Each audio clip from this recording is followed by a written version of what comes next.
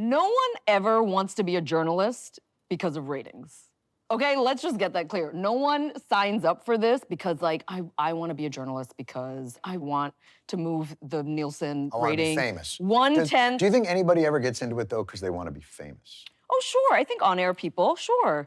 But on some level, I think they are driven by mission. I think they are driven by this thinking that, like, this is a public service, and the reporting I do and the fact-finding I do and the check I can provide from the front row seat of history is actually doing the public a service. And then something, I think, happens, and I can only speak from the perspective of TV news.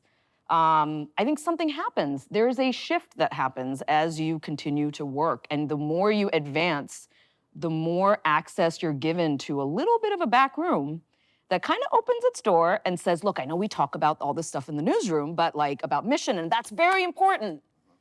But like our ratings are tanking. And we gotta do something about that. Is that said explicitly? Oh, 100%. Huh.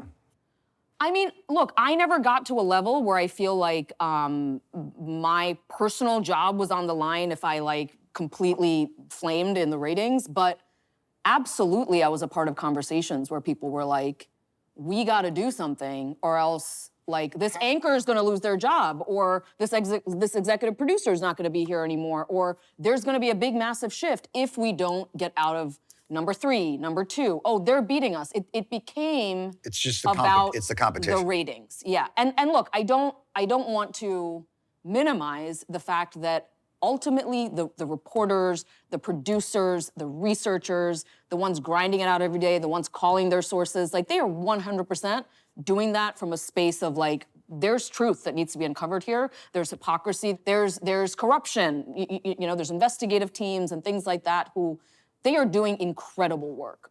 But success is defined as ratings. I would imagine if you put a system together where the majority of people are in it and mission-driven, and the people that run it are completely not mission-driven, they're completely driven by ratings, the disconnect and the frustration must be immense. Because it's not like they don't feel that. Right. They must. Absolutely. And you've seen this, because you've talked to so many journalists, right? It's like, they will say at some point that like, that's not why they got in and that their stories aren't, I mean, Trey, you've seen this in the newsroom too. Mm-hmm. I do think that the people at the top having so much emphasis on the ratings, you know, they're the people in power, whereas, like Brinda said, when you go into journalism, ratings isn't even a word that you're like necessarily taught in journalism school. But, you know, there's definitely a moment where, you know, I think about how working in TV news, I would pitch stories about like how people were dying in prison because of COVID and like, you know, racist AI. And there's so many barriers to like getting a story on TV. Like, this is just not visual. Our audience doesn't give a fuck. Like, no. I don't give a fuck personally. Those are the barriers. I like how the reasons get shorter and terser. This is not visual, audience doesn't particularly, no. And that last one was like, well, of course computers are racist. Get out of here. But yeah, I mean, there was definitely a shift when it's like, you see what they say no to, and you see what they say yes to, and why. And that shapes you. It's almost like behaviorism. Yeah, like a Skinner you just box. become a part of, because you're at the end of the day still just trying to live. Like, this just becomes a job to you. Sure. And like, the sort of noble part of it kind of goes out of the window, because you still want to do well. You just want to rise up in this system. Trey, this is heartbreaking. But Brinda and Trey, do people use that line? Do they go, listen, I'm a journalist first? Was that good? Was that good? Whenever I've talked to news people about, or said my complaints, and as you know, I have a few. I believe I'm known as caller number 4. But when I've complained about it, they always pass the buck to the viewer.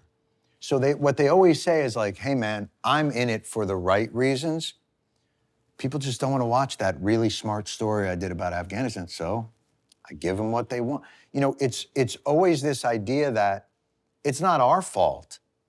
Fucking talk to the viewers. They're the problem, and that seems insane to outsource 100% the right. quality of what you do to this mysterious group that won't appreciate it enough. And again, that goes to a desperateness and a thing that doesn't make sense because they'll air that thing on Afghanistan, see it didn't do well, and then make the decision that nobody wants to watch that. It's like that can be 100 different reasons why that didn't get watched that night. But they still have to say, no, this is about integrity. This is about finding the truth, and we're number one. Like, that happens, right? 100%. I think that there are, you know, there's celebrations when a particular story creates, you know, it like enacts change in Congress of some sort. There's absolutely like our reporting like led to something, some like little But that's moving the good. needle.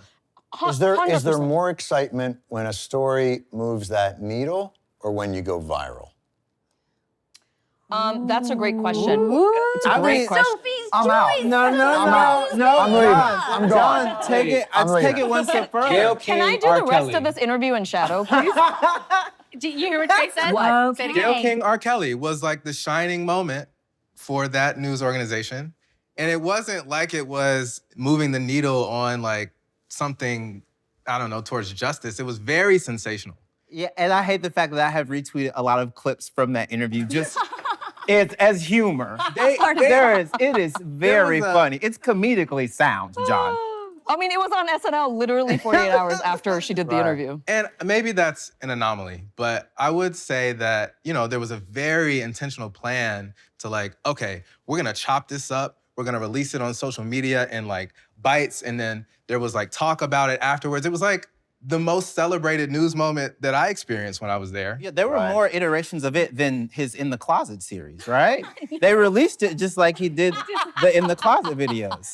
Trapped in the Closet, right? We're about to enter Genius. a rabbit hole of R. Kelly jokes right now. No. I just- no, we're old enough, right? Yeah. I We love might be that too old. journalism went from, you know, the incredible story of Watergate to Gayle King, R. Kelly. But do you think that's the problem? Is that we've sold ourselves this narrative about Watergate that maybe is in nostalgia, not necessarily the heroic, that there were things about that were viral in its day. Totally. And- Who and- shot JR? I mean, like, I personally think that there were all kinds of things that were completely like made for TV viral back in the day too. I do think the landscape now, there is not as much of a person willing to stand up in a super saturated media landscape right now and being like, I know what you're saying success looks like.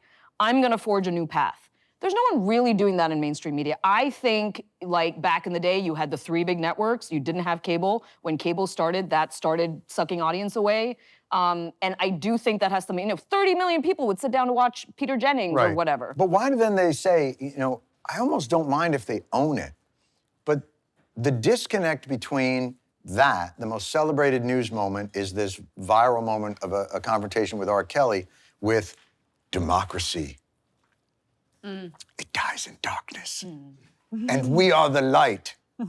Hidden in ignition. That's like, it doesn't, that's the disconnect. Like, if you own that, but the high-mindedness of their rhetoric, like to me, it's heartbreaking. When you take someone like Trey who goes into this and he's like, I've got a mission to do, and how long were you in it before you started to feel the creep of, okay, this is a job, and I'm not? I would say, I mean, I was in it for like 5 years. Maybe at the 3rd year, I kind of felt like I figured it out just from trying to get more involved in the process. And like at the end of the day, I was like, okay, this is basically 8 middle-aged or old white people deciding. You're welcome. Yeah, do you feel seen, John? Let me tell you something. Representation matters.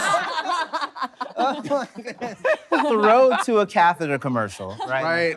I mean, it's 8 middle-aged or old white people deciding what's news and what isn't, using a model that was created in the 50s to try and tell like today's stories and keep up with the climate and the, you know, demand for information and news. And I just think it doesn't work. It just Broken. yeah.